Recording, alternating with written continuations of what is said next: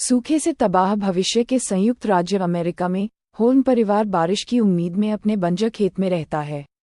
Ernest, पिता, को याद है जब उनके बेटे जेरोम के विपरीत जमीन हरी भरी थी। एक दिन दो चोर उनके खेत की एक इमारत में घुसने की कोशिश करते हैं। अर्नेस्ट ने उन्हें पकड़ लिया और गोली चला दी, जिससे एक चोर मारा गया।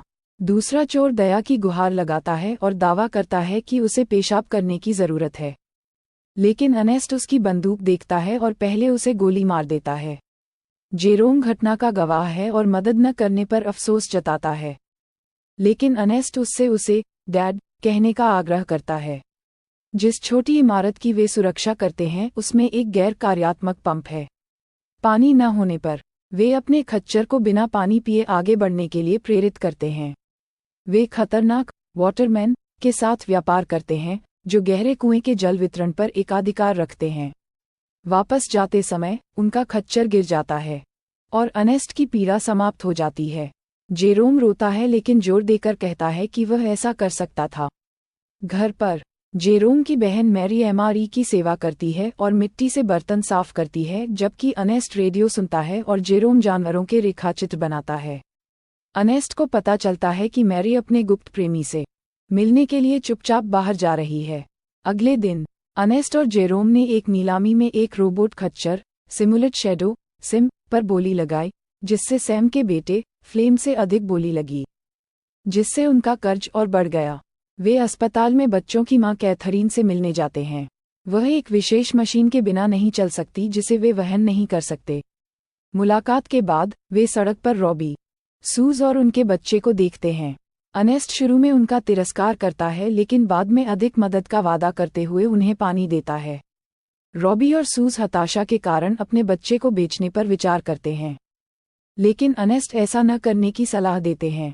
खेत में वापस फ्लेम, जो मैरी के प्रेमी के रूप में प्रकट हुआ, सिम उधार लेने के लिए कहता है।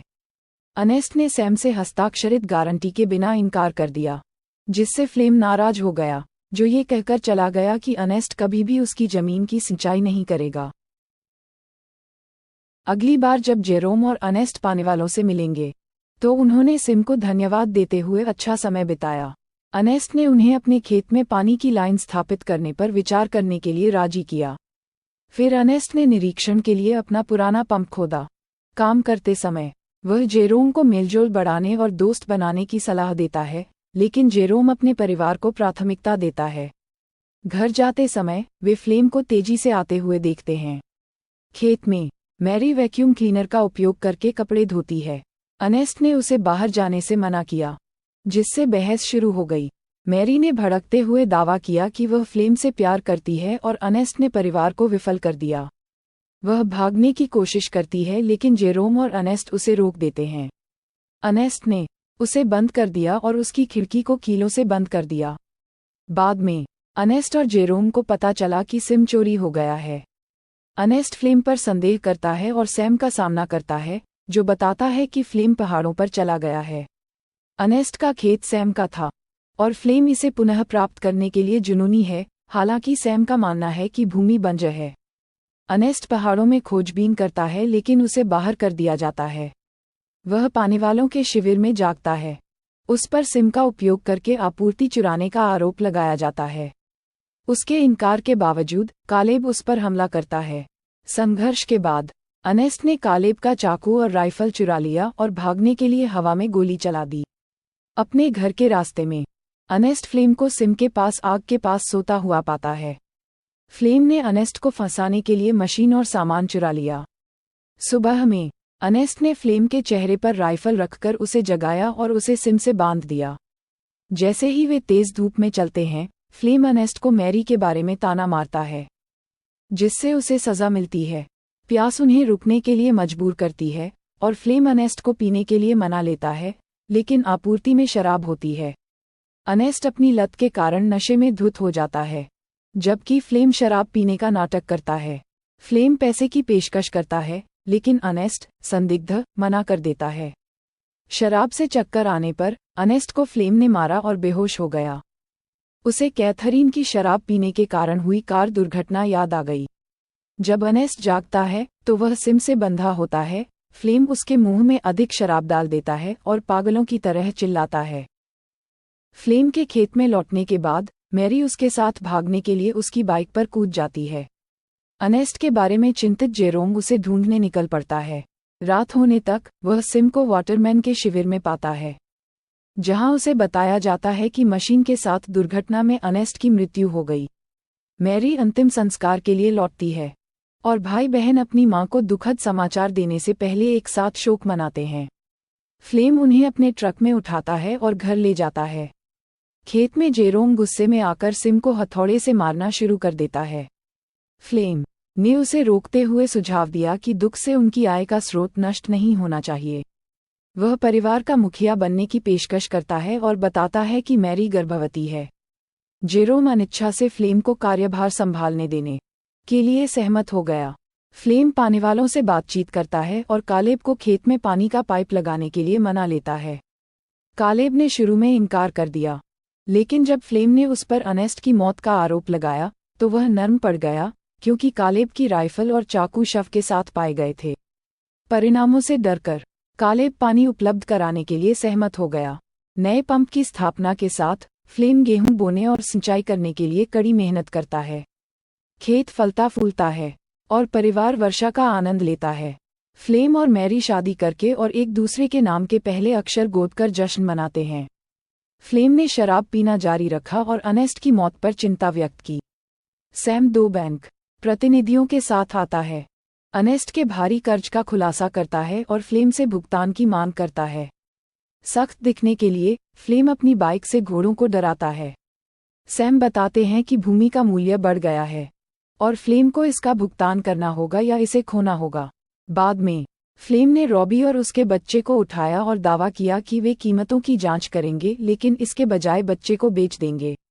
अराजकता में रॉबी मारा जाता है और फ्लेम सिम को छोड़कर भाग जाता है। क्षतिग्रस्त होकर सिम वापस कारखाने की ओर चला गया। फ्लेम बच्चे के पैसे से बैंक को भुगतान करता है, लेकिन भाई बहनों को बताता है कि उसने सिम को रॉबी को बेच दिया है। जेरोम ने फ्लेम को सूस से बात करते हुए पाया, जिसके हाथ में उसका बच्चा नहीं बल्कि एक गुड़िया है।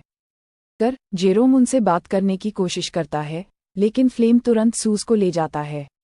बाद में खेत में जेरोम ने फ्लेम से रॉबी के बारे में पूछा, लेकिन फ्लेम का दावा है कि रॉबी ने सिम को ले लिया और उसके परिवार को छोड़ दिया। सच्चाई को उजागर करने के लिए दृढ़ संकल्पित जेरोम ने घोषणा की कि वह अपनी मां से मिलने जाएगा, लेकिन इसके बजाय सीमा तक बस ले लेगा। अभिभावक के बिना नाबालिग होने के कारण गार्ड उसे जाने नहीं देते। एना पास आती है और उसे भुगतान करने पर पार कराने में मदद करने की पेशकश करती है। जेरोम सहमत हो जाता है और अन्ना उसे मुर्गियों से भरे ट्रक में छिपा देता है। कुछ ही घंटों में वे शहर पहुंचते हैं और जेरोम अन्ना के साथ फिर से मिल जाता है। वह उसे फैक्ट्री में ले जाती है, समझाती है कि वापसी यात्रा एक घोटाला है, उसे जाने के लिए किसी गाइड की आवश्यकता नहीं है। जेरोम केल्विन से मिलता है, जो उसे सिम के कार्य दिखाता है। सिम की आंखें कैमरे हैं जिन्होंने सब कुछ रिकॉर्ड किया है। केल्विन जेरोम को इसका उपयोग करना सिखाता है और उसे गोपनीयता देता है। जेरोम अपने पिता को देखकर भावुक हो जाता है, लेकिन ये जानकर भयभीत हो जाता है कि फ्लेम ने अर्नेस्ट को मार डाला। फ्लेम ने अर्नेस्ट को मशीन से बांध दिया, जिससे यह एक दुर्घटना की तरह लगने लगा। जेरोम कार्यालय में टूट जाता है। एक दशक में पहली बार खेत में बारिश होने लगती है। जेरोम शांत अभिनय करते हुए लौटता है और फ्लेम से पूछता है कि उसने सिम को वापस कैसे पाया। फ्लेम ने खलिहान की जांच की और सिम को सुरक्षित पाया, यह मानते हुए कि रॉबी ने इसे अपराधबोध से लौटा दिया था। जेरोम कैथरीन से मिलने जाता है और उसकी देखभाल करने का वादा करता है। एक दोपहर फ्लेम और जेरोम फसलों की रक्षा के लिए जानवरों का शिकार करते हैं।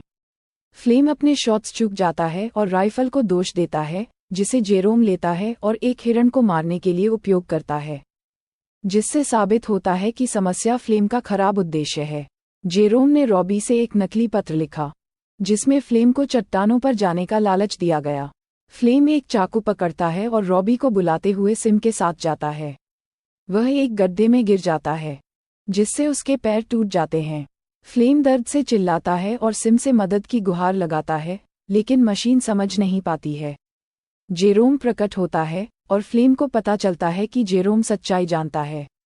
हताश, फ्लेम दया की भीख मांगता है, लेकिन जेरोम उसे नज़रअंदाज कर देता है, जिससे उसे सूरज के नीचे पीड़ित होना पड़ता है। से घूरता है, जिससे फ्लेम को एहसास होता है कि जेरोम सच्चाई जानता है।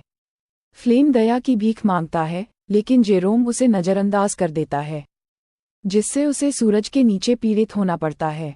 फ्लेम की दलीलों और पश्चाताप के बारे में भाषण ने जेरोम को क्रोधित कर दिया, जिसके कारण अंततः उसे फ्लेम को गोली मारनी पड़ी। जेरोम घर लौटता है, जिससे मैरी को विश्वास हो जाता है कि फ्लेम ने उसे छोड़ दिया है और सिम से सभी फुटेज मिटा देता है। नई शुरुआत करने के लिए तैयार, वह अर्नेस्ट की मौत के बारे में सच्चाई छिपा कर रखता है।